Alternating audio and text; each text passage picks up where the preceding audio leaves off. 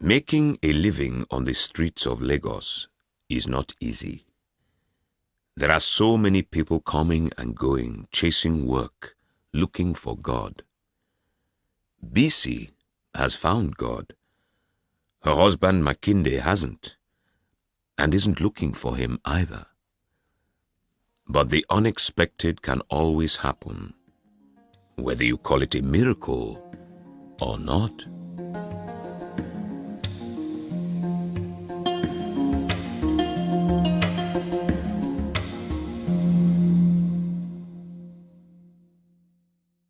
Makinde only complained about one thing in his new wife Bisi. She gave too much in tithes to her church. 10% was not enough for Bisi. She had to prove just how religious she was, and each time she visited her church, the Abundant Life Tabernacle, she gave a little extra money for the married women's group, which in Makinde's eyes was just a home for gossips. Makinde was a mechanic. He worked on a lot, a piece of ground on the corner of a Lagos street. Bisi sold bread and boiled eggs to passengers at a nearby bus station. When she stopped wearing colorful clothes and started dressing in black, Makinde didn't complain. When she stopped speaking to those of his friends who did not go to church, he didn't say anything. When he broke his hand, Bisi went without food to make his hand better. He had jumped out of the way of a motorcycle taxi and hit his hand on a rock. For 2 weeks, Makinde ate his own food, and Bisi's food as well, and his finger got better, but it stayed bent. Bisi could get too enthusiastic about religious things, Makinde thought. So that afternoon, when she came to his lot with his usual lunch of bread and boiled egg, and she saw the windscreen of an old car that had been sitting there for years, and she fell on her knees, saying it was a vision of the Virgin Mary, Makinde didn't even look up from his sandwich. He had cleaned the windscreen with an oily rag to get rid of some birds' droppings, and later in the morning there had been some light rain. Bisi ran to the bus station to tell passengers she'd seen a vision. Several of them came back to see.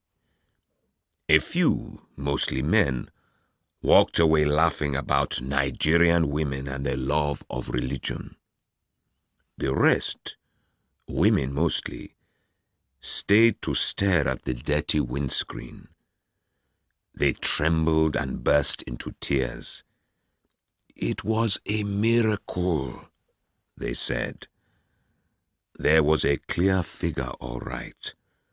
One small circle over a bigger circle, and beautiful rainbow colors around the small circle. More bus passengers arrived as news of the vision got out. Soon they were enough to make Makinde's work impossible, and he drove them away. All his life he had worked, and he never went to school. First, he sold oranges. Then at age 10 he began working for his father, a mechanic. He put air into tires and mended them. Then he learned about engines. He was not the best mechanic in Lagos, but people knew that when they left their cars with him, things would not go missing. Some of his customers seemed extraordinary to him. They were rich from oil money and owned Mercedes cars, but when it was time to pay Makinde, they counted every single coin. They gave him the money with soft, fat fingers, while Makinde couldn't even remember the color of his own fingernails. He had black oil under them. He ate 010 to save money. Nothing for breakfast, one big lunch meal, nothing for dinner. Here was the real miracle. He was still poor. "My wife," he said to Bisi after the visitors left, "I don't care if you choose to throw away your money on your church. Actually, I do. But nothing I say will change your mind. But I won't allow you to do your church business here on my lot and get in the way of my work." "Why?" Bisi asked. "Your people will frighten my customers away with their crying and shaking." "How?" Bisi asked. This was the way she argued. She asked enough questions to drive him crazy, hoping that she would win. "All I'm saying is that it must never happen again," Makinde answered. He was known as a patient man because he didn't like talking. Talking was too tiring. Bisi knew he didn't change his mind easily either. He refused to go to church with her. The next day, Makinde arrived at work, and a group of about 20 people were waiting in his lot. Men, women, and children, all dressed in white. "We have come to see the vision," an old man said. "In the name of God," Makinde said to himself. It was about 5:30 in the morning. This news hasn't come to them from Bisi, thought Makinde. It's gone from one person to the next. He had not expected that. "I'm sorry," he said. "You can't come and pray on my lot." "Unfortunately, that is out of your control," the old man said. "Something stronger than you or me has chosen this place. It's probably best not to stand in its way." The old man was smiling, but Makinde was afraid anyway. "Over there," he said. He pointed at the old car, once a Peugeot 405. Robbers had taken the seats and steering wheel. The group walked towards the windscreen. The old man saw the vision first and fell on his knees. The group followed, and then they began to sing. Makinde started beating a piece of metal to drown the sound. At most, he thought, 5 groups would visit his lot. 3 that day and maybe 2 the next. He'd heard about such visions that appeared on dirty glass where poor people lived. He could not read, so he did not know what the newspapers in Lagos said about these visions. Reporters said that the visions drew great crowds, or throngs, and that these throngs came together, or flocked. These were past national headlines. "Throngs flock to vision of Mary on toilet window." "Throngs flock to vision of Mary on food shop window." Makinde's guess, 5 groups of 20 people, was too low. 250 people visited his lot in the morning. By afternoon, about 500 people had been to his lot. Makinde stopped showing them the windscreen of the Peugeot. A tall, thin woman stayed from her morning visit to act as a guide. She told the story to a reporter, how Makinde and his wife were recently married, how Bisi was religious, and Makinde did not go to church. This vision had still appeared on his lot, and this was a clear sign that God's love was everywhere, for everybody. Bisi came at lunchtime with Makinde's usual lunch of bread and egg. She saw the crowds and immediately said that she was not responsible. "It wasn't me." "Don't worry. I believe you," Makinde said. The situation was out of her control. The guide woman approached her. "God's blessings to you, my sister." "To you too," Bisi said. "We've been here all morning without pay, showing the people where to pray for miracles." "Yes?" "Yes, and we are getting quite hungry now. So please, can you go back and get some bread and eggs for us to eat?" The guide said we, but she was talking about herself alone. The miracle that she had prayed for was for people to stop saying she was crazy. She knew that her job was to do God's work. Anywhere else in the world, she would be able to stand in the street and tell people about God. Here, she was sent to a hospital where the doctors laughed at her and the nurses beat her up. Makinde told Bisi to get her bread and a boiled egg. Bisi left to fetch the food, and the woman returned to the crowd. Then an idea came to Makinde. Without pay, the guide had said, the people were standing on his lot, getting in the way of his work. Why not make them pay? They paid to go to church. He added up the numbers. If each visitor paid him 1 naira, he thought, that would more or less cover the money he was losing because he couldn't work. He stood in front of his lot and said politely, "Excuse me, I am Makinde. Yes, the owner of this lot. I have decided I will not get in the way of your praying today. But I am not a rich man, as you can see. And all these crowds are causing problems for my business. Yes, what I am suggesting is that, can you please?"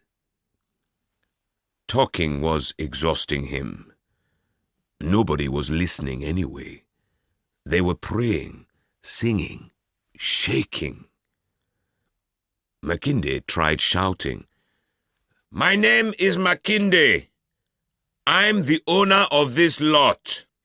And I'm telling you now, if you wish to continue to see your vision, I suggest you pay me 1 naira now each, or else I will take a rag and clean the vision off." The lot went quiet. 1 or 2 people asked what he was talking about and why he was getting angry. The guide woman was explaining to them when another visitor arrived. Makinde put out his hand without looking at her face. "It's 1 naira to enter, please," he said. "Since when?" It was Bisi. She had returned with the bread and boiled egg for the guide, and so fast. Makinde earned money that month from the visitors to his lot. He was even in the Sunday newspapers. Throngs flocked to miracle at mechanics. People came to pray for better health, success at school, new jobs, better jobs, money mostly. There were visitors in wheelchairs, blind visitors, crazy, homeless, heartbroken, childless, lonely visitors. Some people complained about the 1 naira for entrance. A few refused and walked away.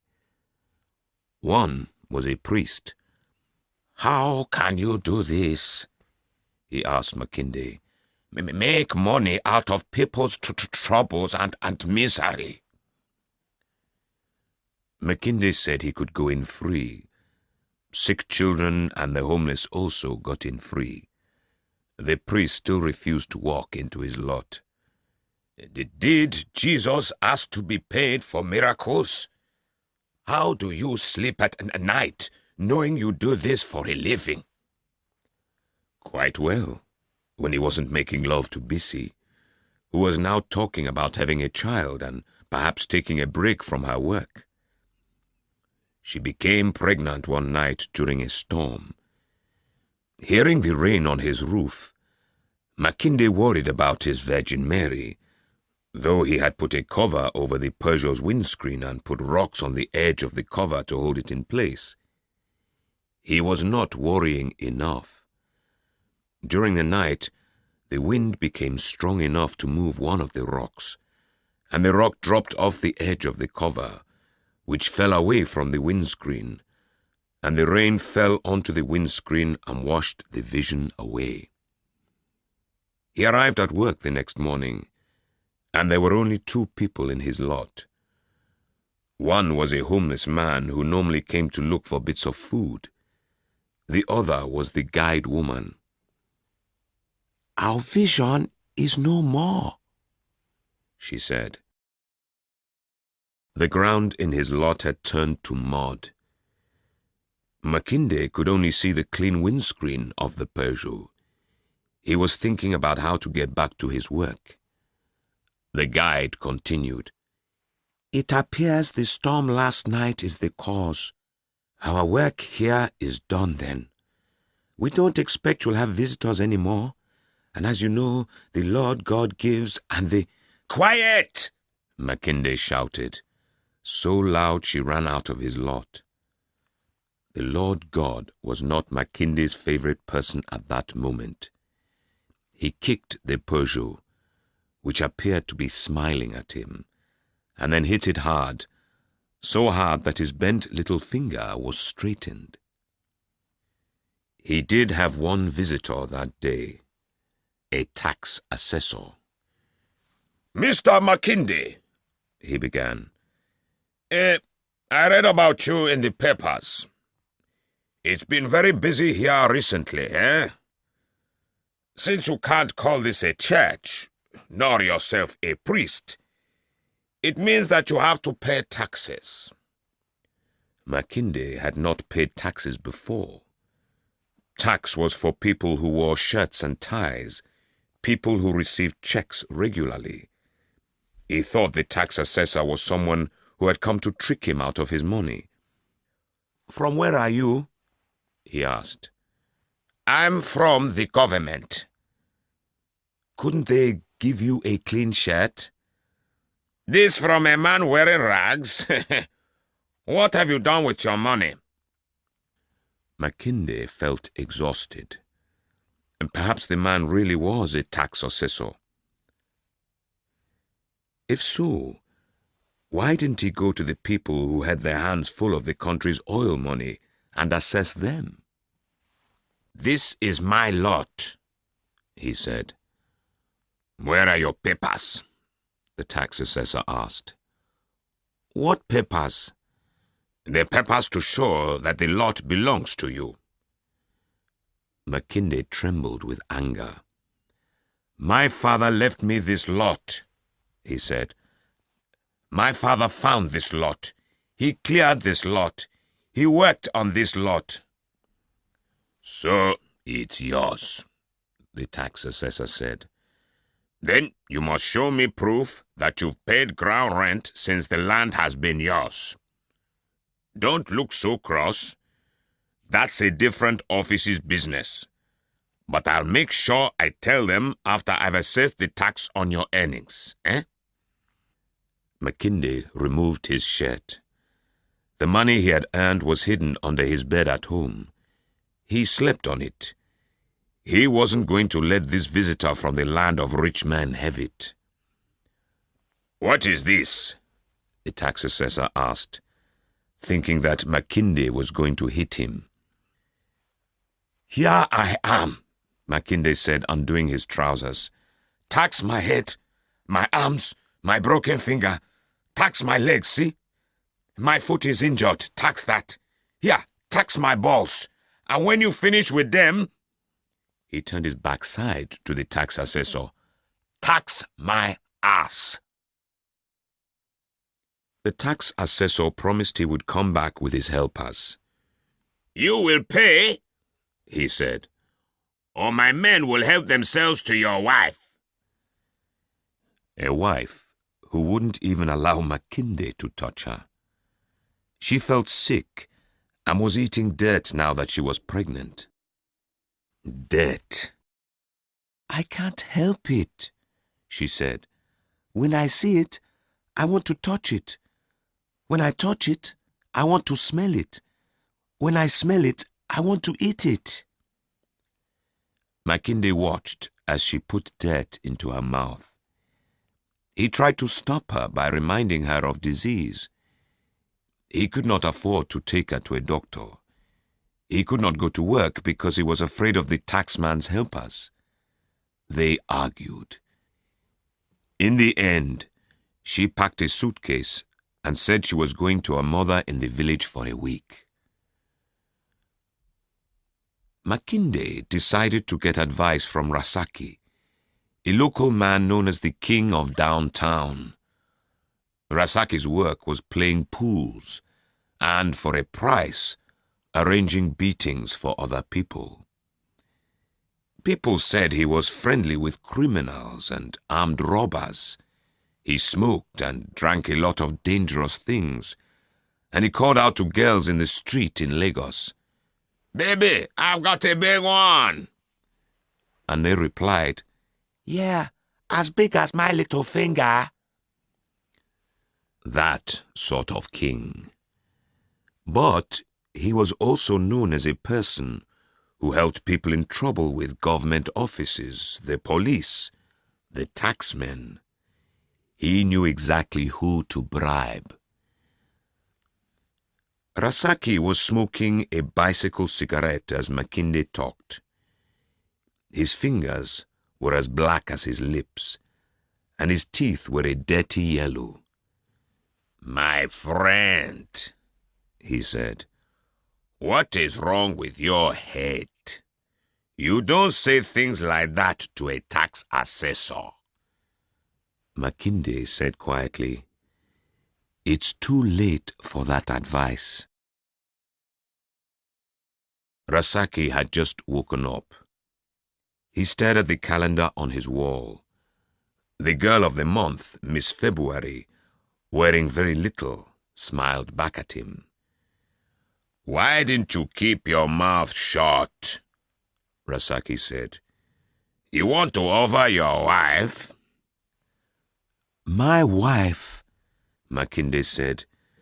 "She smells of boiled egg most days. Right now she eats dirt. I love her. I would not offer my wife to the president if he wanted her." "I thought not. And I'm telling you, these taxmen are not normal human beings. They have a lot of hate in their hearts, and they want revenge. It's how they get their jobs in the first place. I suggest, and no need to take my advice, I'm only suggesting, that you pay him the money he asked for." "Pay?" "Yes, because right now he's feeling terrible. You've made him feel like a small man, and nothing you do will make him feel better.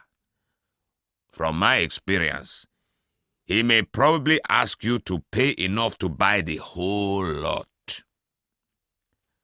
"How will I ever do that?" "How much money do you have now?" "It's here, in my pocket." "Put it on my table." Makinde did. Rasaki studied the naira notes. He shook his head and smiled. "You got this by tricking believers?" "I didn't trick anyone," Makinde answered. "They just paid to get in." "Call it whatever you want. You were in a game of chance, and you were winning. People believed you, and you tricked them. I'm not blaming you. They were all crazy, so it's their fault. Who knows what Mary looked like? Do you? Makinde was getting impatient. Rasaki seemed to know a lot of things, except how to help him out of paying the taxman. "What can you do for me?" he asked. "My friend," Rasaki said, "do you play pools?" Rasaki knew everything about pools. That was how he had survived without a job for years.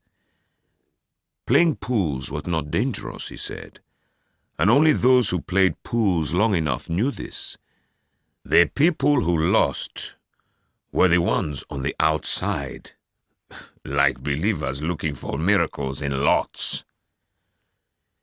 "Give me your money, and I will give you back 10 times as much," he said.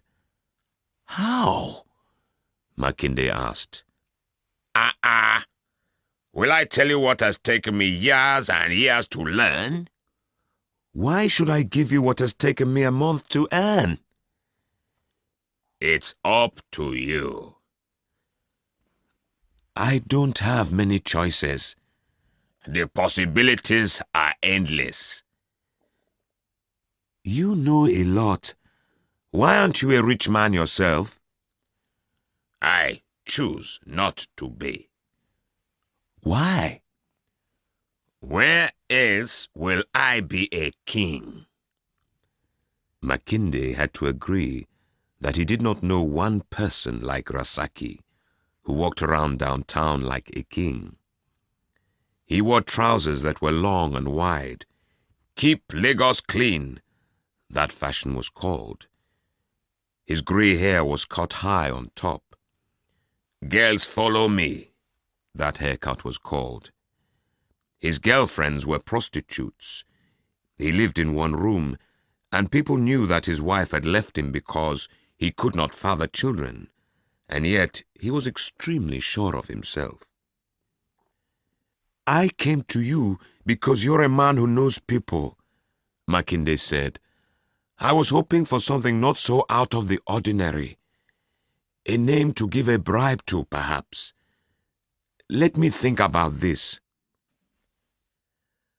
At home, Makinde considered the choices. There was his lot, and there was the money that he hadn't earned from working. Free money. It seemed to him that Rasaki was right. Who left his lot with a miracle? Who departed with more money in their pockets except him? Those who came in wheelchairs went away in wheelchairs. Those who came blind went away blind. Not one of the visitors to his lot was a Mercedes owner, those big, godlike people who controlled his country. It didn't matter how long he worked. Life would always suit their plans, their wishes. Never his. Never his. He thought. He worried. He could not find an answer that pleased him.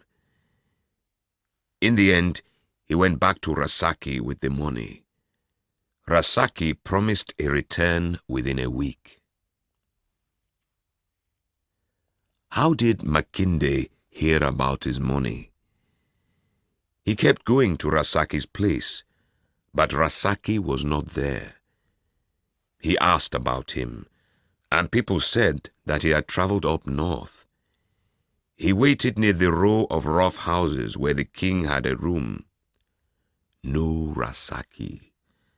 The king had completely disappeared downtown.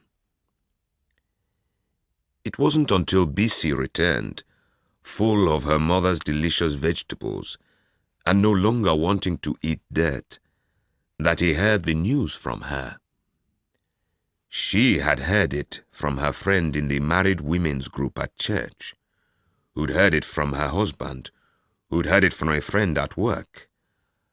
Rasaki had taken money from someone to play pools, lost the money, and the someone would probably not ask for his money back because the someone was in big trouble with the tax men, and Rasaki knew exactly who to approach to make sure the someone ended up ruined. And the someone was Makinde. "Is it true?" Bisi asked him. "It seems so," Makinde said. "In the short time I've been away?" "Yes." "How could you?" "I had little choice." "Well, it makes me sick." "Why?" he asked, the kind of question she would ask. After all, it was not his fault. She saw the vision on the dirty windscreen. She told people and they came, and they stopped him from doing his work, got his name mentioned in the papers, and made the taxman notice him. "It was your vision that made this happen," he said. "That's not true at all," she said, and honestly. "It is you who went wrong when you listened to that terrible man Rasaki. That money was a blessing. You lost it as soon as you chose the wrong way to make more money from it." "What other way was there?" "Why not take it to church?" "For what?" "To give us tithes.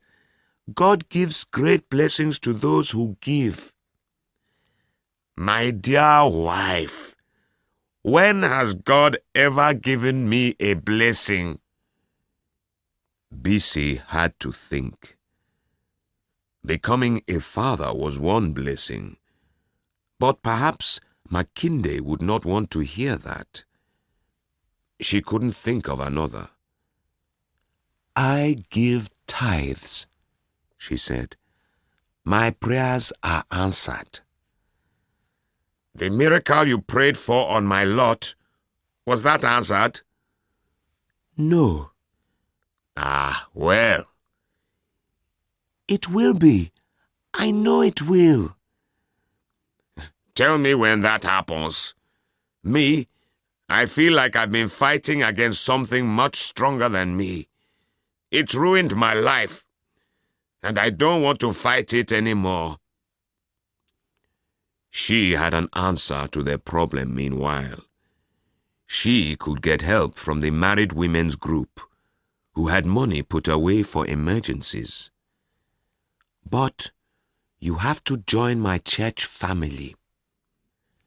Makinde was truly exhausted. "For God's sake." "It's the rule. You want this help or not?" "I don't think I've got any choice."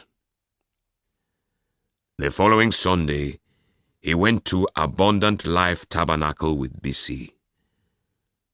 There, Bisi told him that the miracle she prayed for had happened. He was present in her church. "I'm so glad you found your way," she said.